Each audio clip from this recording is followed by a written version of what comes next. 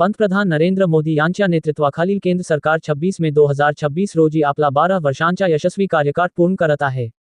या निमित्ताने महाराष्ट्राचे मुख्यमंत्री देवेंद्र फडणवीस यांनी 25 मे रोजी सायंकाळी मुंबईतील दादर येथील रवींद्र नाट्य मंदिरात राष्ट्र उभारणीची तपस्या या विशेष संग्रहाचा शुभारंभ केला. यावेळी भाजपचे प्रदेशाध्यक्ष रवींद्र चव्हाण, कॅबिनेट मंत्री मंगल प्रभात लोढा, भाजप मुंबई अध्यक्ष अमित साटम यांच्यासह मोठ्या संख्येने मान्यवर आणि प्रसारमाध्यमांतील प्रमुख पत्रकार व संपादक उपस्थित होते. छत्रपती शिवरायांना मानाचा मुजरा करतो. भारतीय राज्यघटनेचे शिल्पकार भारतरत्न डॉक्टर बाबासाहेब आंबेडकर यांना मानवंदना अर्पित करतो. राष्ट्र निर्माणाची तपपूर्ती या मोदीजींच्या कार्यकाळाला 12 वर्ष पूर्ण झाल्यानंतर त्यांच्या कार्यावर प्रकाश टाकणारी ही जी काही एक हे कॉफी टेबल बुक आहे, पुस्तिका आहे, याच्या प्रकाशन प्रसंगी मंचावर उपस्थित असलेले ज्यांच्या संकल्पनेतून हे कॉफी टेबल बुक तयार झालं ते महाराष्ट्राचे भारतीय जनता पक्षाचे अध्यक्ष माननीय रवींद्र चव्हाणजी, मंत्री मंगल प्रभात लोढाजी, मुंबईचे अध्यक्ष अमित साटमजी, आमदार निरंजन डावखरेजी, योगेश सागरजी, संजय कुटेजी. त्याचा विचार आहे जो दीनदयालजींचा विचार आहे. हा विचार या ठिकाणी मांडण्याचं काम आणि केवळ मांडण्याचं नाही तर ते प्रत्यक्षात आणण्याचं काम हे मोदीजींनी या ठिकाणी करून दाखवलं. आज आपण पाहतोय की अर्थव्यवस्थेच्या क्षेत्रामध्ये ही जी काही वाढ आहे, आज जगातली 4थी सर्वात मोठी अर्थव्यवस्था आपण झालो, लवकरच 3री मोठी अर्थव्यवस्था होऊ. हा जो काही विस्तार आहे हा केवळ घोषणांनी झालेला नाही, त्याला त्याच्या पाठीमागे एक मोठी विस्तृत स्ट्रॅटेजी, त्याच्या पाठीमागे विकासाचा अजेंडा हा मोदीजींनी उभा केला.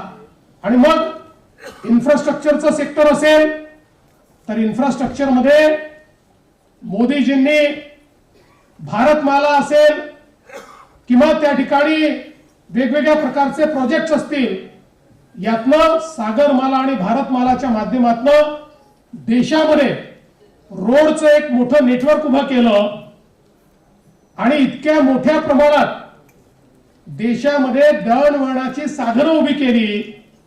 रोड्स आणि ब्रिजेस आणि टनेल्स याच्या माध्यमातून एक इन्फ्रास्ट्रक्चरचा इतका मोठा कार्यक्रम आपल्या देशाने हातात घेतला आणि गतिशक्ती प्लॅटफॉर्मच्या माध्यमातून देशामध्ये लॉजिस्टिकची कॉस्ट कशी कमी करता येईल हा पहिला प्रयत्न त्यांनी हातामध्ये घेतला. आपल्याला जर विकसित अर्थव्यवस्थेकडे जायचं असेल तर लॉजिस्टिकची कॉस्ट या देशामध्ये 16% होती, ती 8% आल्याशिवाय आपण जगातल्या देशांची स्पर्धा करू शकत नाही. आणि म्हणून रोड, पोर्ट, एअरपोर्ट, रेल्वे या सगळ्या इन्फ्रास्ट्रक्चर मध्ये गुणात्मक आणि संख्यात्मक बदल आणण्याचं काम हे मोदीजींनी करून दाखवलं. आणि आज आपण पाहतोय आता 16%वरनं आपण 11% आलो.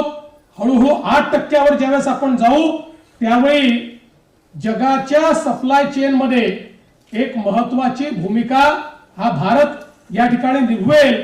किंबहुना चीनशी स्पर्धा करताना आपला सगळ्यात मोठा बॉटलनेक हा लॉजिस्टिक कॉस्टचा होता, तो हळूहळू संपतोय आणि तो 8%वर आल्यानंतर जगामध्ये सप्लाय चेन रिप्लेसमेंट हे जे चाललेलं आहे त्यात सगळ्यात महत्वाचा प्लेयर हा भारत असेल. आपल्याला माहिती आहे सीमावर्ती क्षेत्रामध्ये, काश्मीर सारख्या भागामध्ये, नॉर्थ ईस्ट मध्ये जिथे लोकांनी रस्ताही पाहिला नव्हता, रेल्वेही पाहिली नव्हती, तिथे रस्तेही पोहोचले, रेल्वेही पोहोचली. किंबहुना मी ज्यावेळेस लडाखला गेलो होतो आणि तिथल्या नॉर्दर्न कमांडच्या कमांडिंग ऑफिसरशी चर्चा करत होतो त्यावेळी त्यांनी सांगितलं 2 सरकारमधला विचार करण्याच्या पद्धतीतली भिन्नता काय आहे. तर म्हणाले जुन्या काळातल्या सरकारला यूपीएच्या आम्ही सांगत होतो की चायनाने बॉर्डर पर्यंत इन्फ्रास्ट्रक्चर आणलेलं आहे. चायनाच्या सोबत वॉर झाला तर त्यांची मुवमेंट जी आहे, लॉजिस्टिक मुवमेंट ही ते 24 तासात करू शकतात, 48 तासात करू शकतात. आम्हाला मात्र 7-8 दिवस लागतील, कारण आपलं बॉर्डर इन्फ्रास्ट्रक्चर तयार नाहीये. त्यामुळे युपीएचं सरकार म्हणायचं की आपण जर ते केलं तर चीनला त्याचा फायदा मिळेल. आता चीनला आपल्या देशामध्ये एंट्री करून आपल्या देशात येण्याकरता रस्तेच नाहीत. ते तर बॉर्डर पर्यंतच रस्ते घेऊन आले आहेत. आपण रस्ते केले तर त्याचा फायदा चीन घेईल आणि म्हणून रस्ते करायचे नाहीत असा निर्णय त्या सरकारने केला होता.